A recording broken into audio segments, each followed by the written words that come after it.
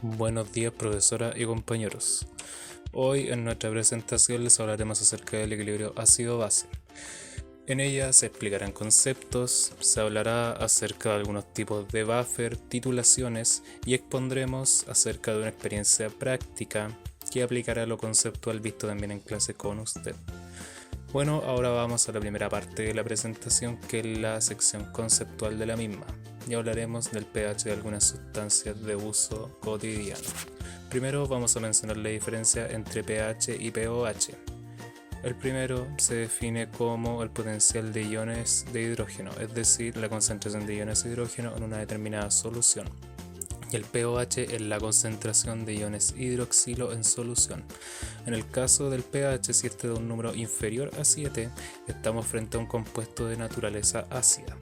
Y si da un pH superior a 7, estamos frente a un compuesto de naturaleza alcalina.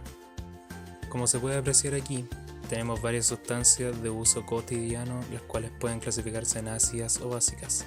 Entre ellas tenemos el champú, las bebidas gaseosas, la solución desinfectante hipoclorito de sodio, también el bicarbonato de sodio, el jabón líquido y el agua, la cual tiene una característica especial que mencionaremos más adelante. A continuación, conversaremos acerca del pH y el pOH de algunas de las sustancias mencionadas anteriormente. Bueno, en el champú, que es nuestra primera sustancia, este tiene un pH de 6, por lo tanto está catalogado como ácido. El pH se saca con la siguiente ecuación: logaritmo negativo en base 10 multiplicado por la concentración de iones de hidrógeno encerrada entre paréntesis. En este caso, la concentración conocida de iones de hidrógeno tiene un valor de 1 por 10 elevado a menos 6. Este último valor lo multiplicamos encerrado entre paréntesis por el logaritmo negativo en base 10 y nos dará un valor de 6. También se puede sacar el pH a partir del pOH o la concentración de iones hidroxilo. ¿Cómo? Para esto aplicamos la misma fórmula del logaritmo negativo en base 10 multiplicado por la concentración esta vez de iones hidroxilo, la cual tiene un valor de 1 por 10 elevado a menos 8 encerrado entre paréntesis en la calculadora. En este caso él nos dio un valor de 8, pero sin embargo este lo debemos restar a la escala total de pH, que es 14, lo cual nos dará, como en el caso del cálculo directo de la concentración de iones de hidrógeno, un valor de 6. Y bueno, ahí están los pH respectivos de los otros compuestos mencionados anteriormente, los cuales son calculados con los mismos pasos que se usaron para calcular el pH del champú. Cabe mencionar que el agua, pese a tener un pH de 7, lo cual se considera neutro, esta es un anfótero, es decir, puede actuar como ácido o base. Tipos de tampones. ¿Qué es un buffer? Un buffer o tampón es una disolución que no presenta un cambio drástico de pH cuando se agregan pequeñas cantidades de un ácido o una base. El buffer tiene dos componentes, uno que debe ser capaz de neutralizar los ácidos y otro capaz de neutralizar las bases. El pH de una solución amortiguadora se puede calcular con la ecuación de Henderson-Hasselbalch, la cual se utilizará más adelante. Aquí se presentan tres tipos de buffer utilizados en distintas áreas. El buffer fosfato potásico es uno de los buffers más utilizados porque es isotónico y no tóxico para las células. Se utiliza para diluir sustancias utilizadas para el cultivo y para lavar los recipientes que contienen células. La área en la que se utiliza el buffer son bioquímica y biología celular. El tampón Tris-HCl se incluye a menudo en el tampón de reacción de PCR. Se utiliza para cultivo celular in vitro, ensayos enzimáticos y algunas aplicaciones electroforéticas a pH fisiológico. Se utiliza más comúnmente en bioquímica. Por último, el tampón de citrato se utiliza en los métodos de recuperación de pitopos inducidos por calor. Esto se utiliza para revertir la pérdida de antigenicidad, que ocurre con algunos pitopos en tejidos embebidos en parafina fijados con formalina. Su área de uso sería en inmunohistoquímica. Preparación buffer fosfato potásico. Como se muestra ahí, para la preparación del buffer se necesitan dos componentes, los cuales son el fosfato monopotásico y el fosfato de potasio. Ahí además se muestra el peso molecular de cada compuesto. Como se señala también, las características requeridas para el buffer son un volumen de 1 litro, molaridad de 1, pK sub A de 7,2 y un pH de 7. Para la preparación de este buffer se utilizará la ecuación de Henderson-Hasselbalch, la cual es pH es igual a pK sub A más logaritmo de la concentración de la base conjugada dividido la concentración del ácido. Como se tienen los datos del pH y pK sub A, se debe reemplazar en la ecuación, por lo que queda 7 es igual a 7,2 más el logaritmo de la concentración de la base conjugada dividido en la concentración del ácido. En este caso el 7,2 pasaría restando a la izquierda y quedaría menos 0,2 es igual al logaritmo de la concentración de la base conjugada dividido en la concentración del ácido.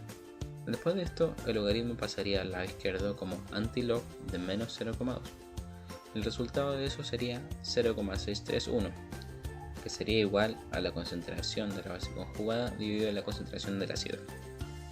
Además de lo anterior, se tiene que la suma de ambas concentraciones es igual a 1 molar. También se debe reemplazar la concentración de la base conjugada en función de la concentración del ácido, y quedaría la concentración de A- es igual a 0,631 por la concentración de AH. Luego de eso, se tiene que 0,631 por la concentración de AH, que corresponde todo esto a la concentración de la base conjugada, más la concentración de AH, es igual a 1. Entonces se despeja la concentración de AH y quedaría 1,631 por la concentración del ácido, siendo igual a 1. Luego de eso se pasa el 1,631 dividiendo y daría como resultado 0,613 molar, lo cual sería la concentración del ácido. Por último, se reemplaza ese valor en la fórmula concentración de A- más concentración de AH. Todo eso es igual a 1 molar. Al despejar se obtendría la concentración de A-. Y al tener estas concentraciones de los dos componentes del buffer, lo único que queda es multiplicar la concentración de cada uno por su peso molecular, tal como se muestra ahí. De esta forma se obtendrán los gramos necesarios para producir el tampón de pH 7 y de molaridad 1. Titulación ácido fuerte, base débil. En una titulación de este tipo, el ácido y la base reaccionan para formar una solución ácida. Durante la titulación, se produce un ácido conjugado que reacciona con agua para formar iones de tipo hidróneo. Esto tiene como resultado una solución con un pH menor a 7, entre 1 a 6,9. Un ejemplo de esto es la titulación formada por ácido clorhídrico, que vendría siendo el ácido fuerte, disociado en amoníaco, que sería la base débil. Las disoluciones acuosas de sales que proceden de un ácido fuerte y una base débil tienen un pH ligeramente ácido, y una ecuación que representa este tipo de disolución es la del cloruro de amonio. El ion amonio, ácido conjugado de amoníaco, sufre una hidrólisis. Como consecuencia de esta, se obtiene ion hidróneo, que le otorga a la disolución un carácter ácido. Como la concentración de agua permanece prácticamente constante, la constante de equilibrio sería K sub A es igual a la concentración de amoníaco por la concentración del ion hidróneo partido en la concentración del ion amonio. El enunciado del ejercicio propuesto para este tipo de titulación dice: calcula el pH en el punto de equivalencia cuando 25 ml de amoníaco al 0,1 molar se valoran mediante una disolución de ácido clorhídrico al 0,1 molar. De reacción entre el amoníaco y el ácido clorhídrico se obtiene cloruro de amonio. En el punto de equivalencia, las principales especies en disolución son las sales, que en este caso sería el cloruro de amonio, que va a disociarse en iones de amonio y cloruro. Para resolver el ejercicio necesitamos determinar la concentración de cloruro de amonio, pero para ello vamos a determinar el número de moles de amoníaco que hay inicialmente, lo que nos da un resultado de 2,5 por 10 elevado a la menos 3. Luego debemos desarrollar la tabla de concentraciones, en donde se ven los moles que quedarían al final del punto de equivalencia, dando como resultado que las concentraciones tanto del ácido como la base son 0 y la concentración de sal sería 0,05 molar. Ahora sí podemos calcular la concentración de cloruro de amonio, obteniendo como resultado 0,05 molar. Posterior a eso, se realiza nuevamente la tabla de concentraciones. Como quinto paso, la K de la hidrólisis, es decir, la K del ácido conjugado, tendrá que ver con la KW. Esta es la constante de disolución del agua que estará dividida con la K de la base, lo que es igual a 5,6 elevado a 10 a la menos 10. Ahora debemos aplicar la aproximación, ya que la reacción de hidrólisis es muy pequeña, y esta se puede aplicar siempre y cuando la X sea menor a 0,05. Por lo tanto, podemos aproximar a 0,05. Al despejar la X en la ecuación que quedó en el paso anterior, nos da 5,3 por 10 a la menos 6 molar. Para finalizar, calculamos pH con la fórmula que se mencionó anteriormente y nos da 5,28, siendo este un pH ácido. La curva de valoración de ácido fuerte con base débil presenta un salto de pH en las proximidades del punto de equivalencia, siendo el valor de pH menor a 7 en este punto. Además del punto ya mencionado, existe otro, el cual se ha denominado punto de semineutralización, que corresponde al volumen de ácido necesario para neutralizar la mitad de la base. En este punto, las concentraciones analíticas de la base y el ácido conjugado son idénticas, eliminándose los términos de la expresión de la constante básica. La capacidad de este tipo de disolución, con respecto a aquellas que se pueden formar antes del punto de equivalencia, es máxima.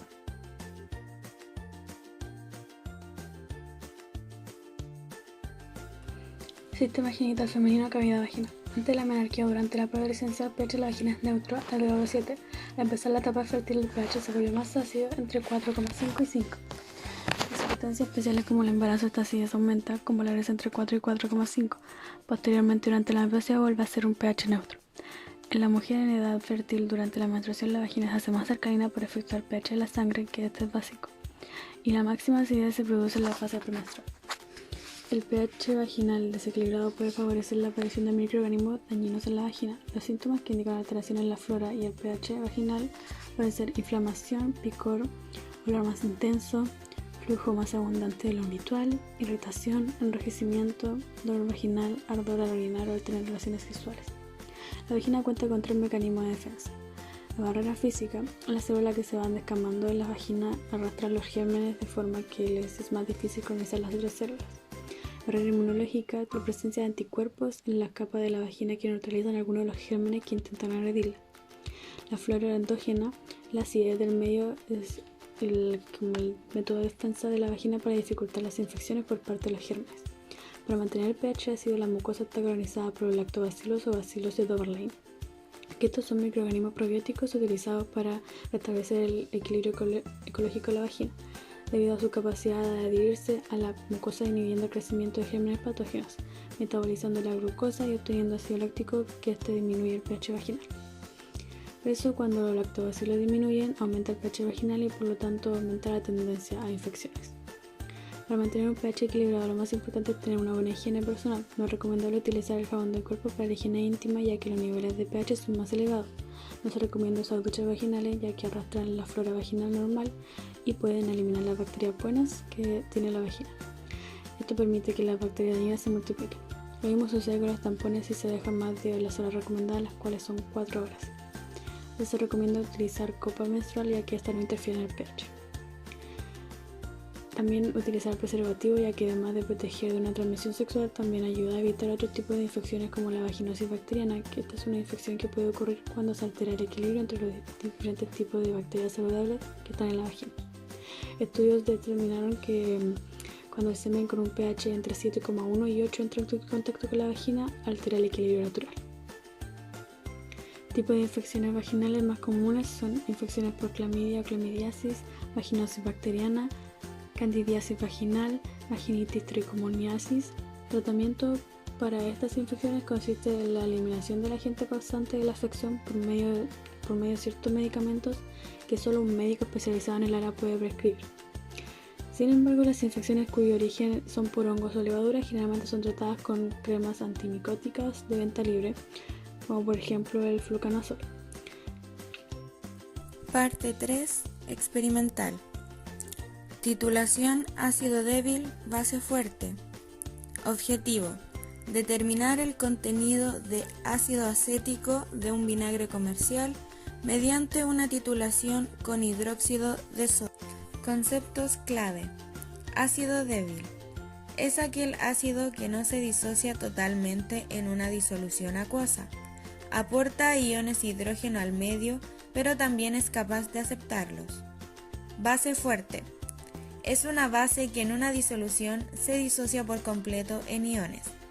Esta es capaz de aceptar iones hidrógeno. Titulación: método de análisis químico cuantitativo que se utiliza para determinar una concentración desconocida a partir de un reactivo de concentración conocida. Indicador: es aquella sustancia que indica, por medio de colores, si una solución es ácida o básica. Diluir: proceso que se realiza para reducir la concentración de una sustancia química en una disolución. La dilución consiste en bajar la cantidad de soluto por unidad de volumen de disolución. Materiales, equipos y reactivos. Materiales: bureta, vaso de precipitado, matraz Erlenmeyer, piseta, gotero, soporte universal y pinzas para bureta. Equipos: delantal, guantes y antiparras. Reactivos: vinagre, hidróxido de sodio y agua destilada. Medidas de seguridad: 1. Utilizar guantes y antiparras para manipular los reactivos. 2. Usar delantal blanco para evitar las salpicaduras de reactivos en la piel. 3. Diluir el hidróxido de sodio bajo campana. 4. Eliminar los residuos de los reactivos de manera correcta para evitar accidentes. Metodología: 1. Medir 10 ml de vinagre en un vaso de precipitado. 2. Verter el vinagre en un matraz Erlenmeyer, diluir con agua destilada hasta los 25 o 30 ml y agregar un par de gotas de fenolftaleína como indicador. 3. Llenar la bureta con una disolución de hidróxido de sodio de concentración conocida, 0,1 molar. 4. Valorar vertiendo lentamente la solución de hidróxido de sodio sobre el vinagre mientras se agita el matraz. 5. Verter el hidróxido de sodio hasta que el indicador vire a un color violeta. 6. Cerrar la bureta y medir el volumen de hidróxido de sodio gastado.